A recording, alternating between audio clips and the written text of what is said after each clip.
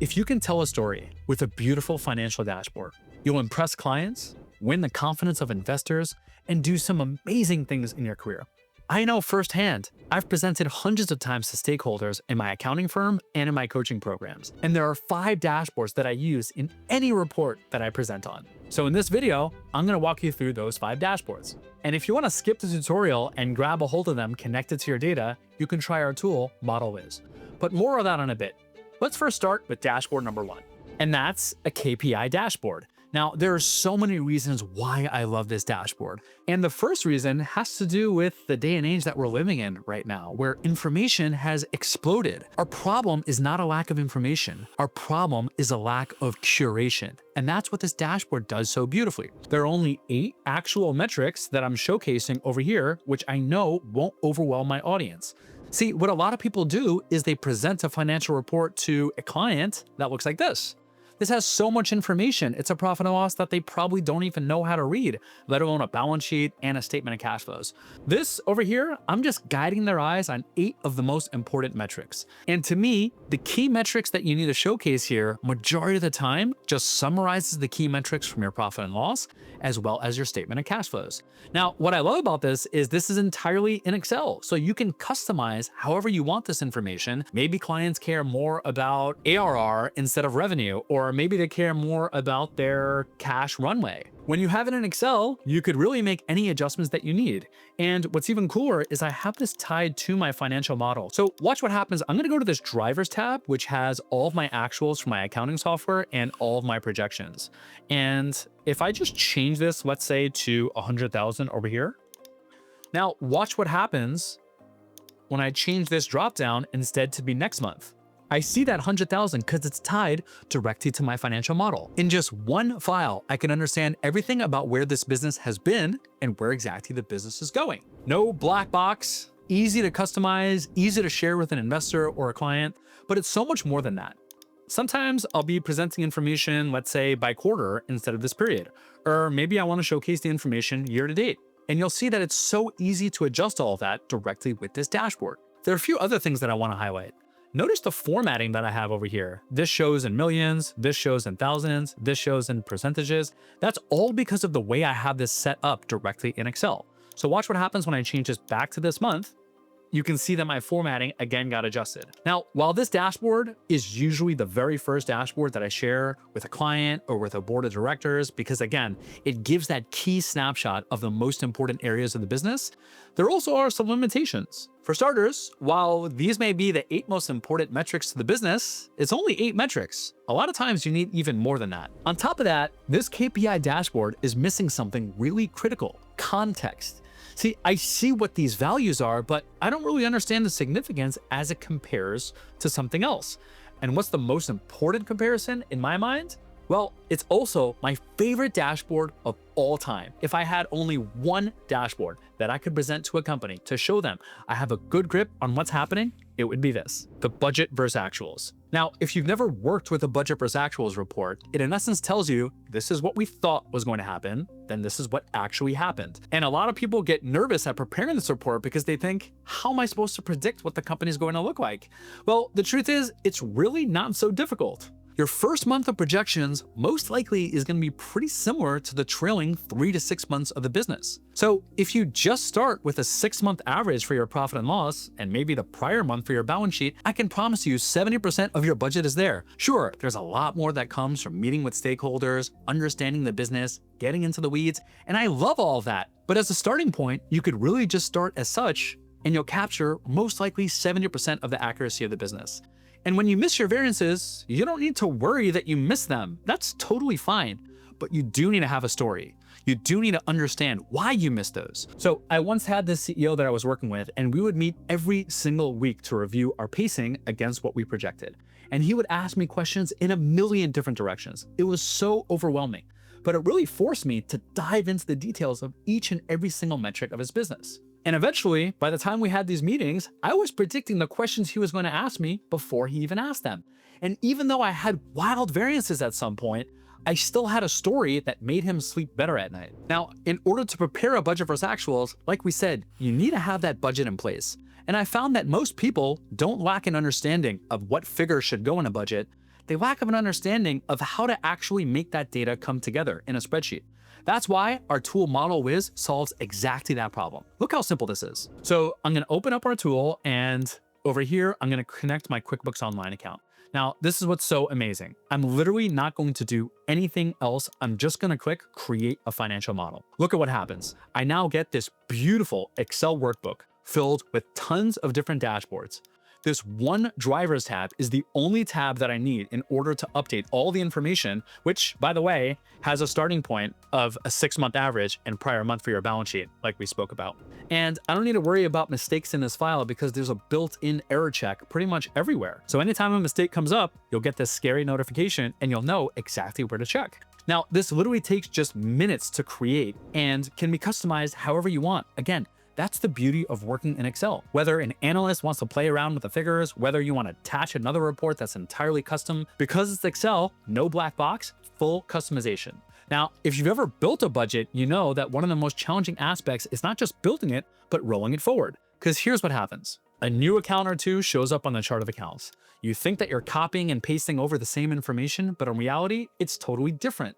All of your hard work with those projections get overwritten, and you have to detect line by line where those new accounts just to roll forward hours each month. Well, this roll forward button on our tool solves exactly that. You just click the button, we'll detect where those new accounts, we'll know exactly where to add those new accounts on each and every single schedule, and then we'll roll forward your books.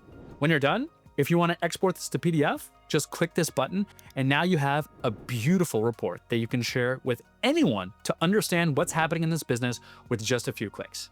Now, if you're an accounting firm owner, I want to talk to you and I want to show you how you can build your practice just like I built mine to 7 figures using this tool. That's why I'm excited to announce our Accounting Firm Insider program. You'll get early access to our new feature, hands-on support from our team so you can offer the best advisory services that you've ever seen, and of course, access to affordable pricing. Book a meeting with us or try us out entirely for free at modelwiz.com. All right, let's now go back to this budget versus actuals report because there's so much more that I can say about this. In fact, I have separate videos just talking about this report because of how much I love it. Notice a few things. First, we have some charts over here. Now, I love these donut charts because it allows you to understand the percentage hit or miss on each of these line items. And notice how we have different colors. Yellow if there's a miss, gray if it's a hit. Notice also that I'm condensing the most important parts of my P&L as well as my cash flows. For good variances, those show as positive.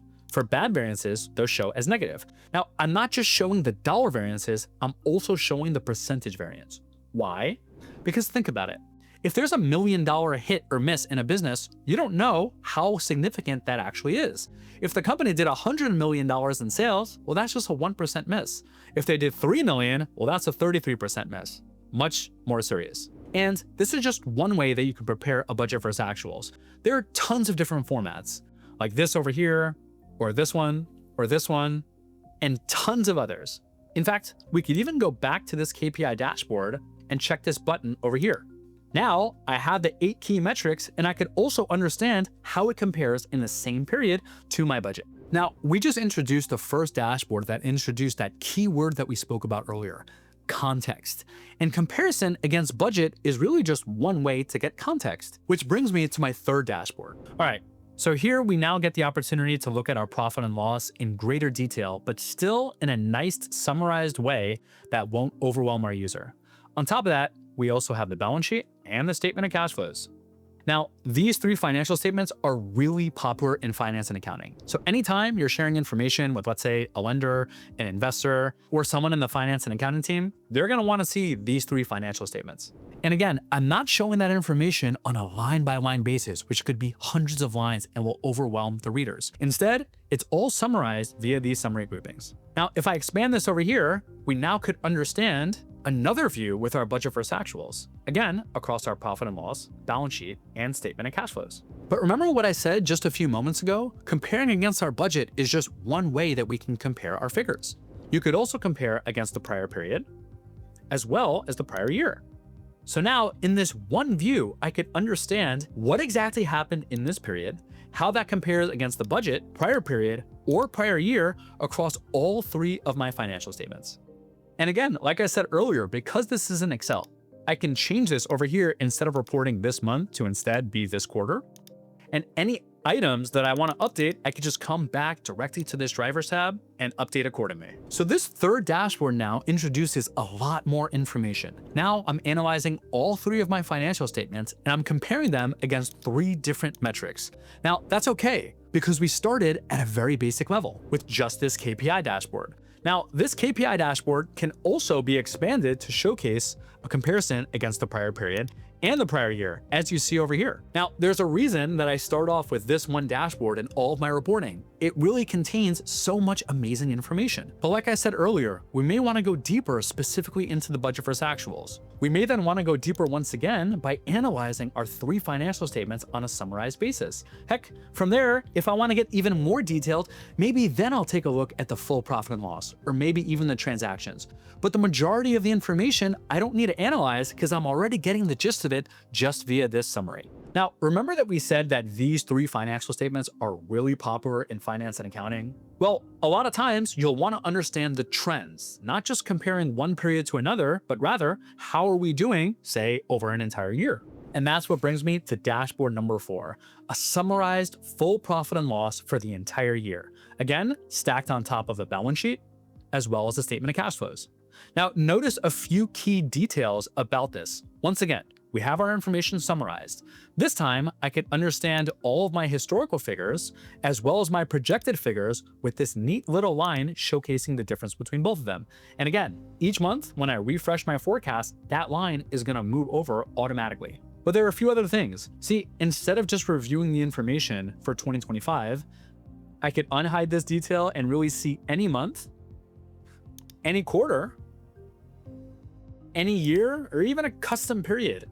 Because of the way that I have my formula set up, it's really easy to calculate all of this as it ties into my drivers tab. Now, when I'm presenting information to a client, I won't show all of these columns. Most likely, I'll show between maybe 10 to 14 different columns. So for instance, maybe I just want to show a 2025 summary. Well, I'll do that by hiding my columns that they look like this. Or maybe I just want to show historical figures. Well, no problem. Now I could show this. Or maybe I want to show my upcoming projections and how that compares to the past. Again, super simple like this. Or maybe instead of months, I'm showing quarters, again, across all 3 of my financial statements. So think of how powerful this is. Whatever period that I want to show, historical, projections, whatever metric across any of my financial statements right at my fingertips. But our 5th dashboard is the trickiest. And here's where you really put on your CFO hat. And this is where you really got to get to know the business, because every business cares about something differently. Let me explain.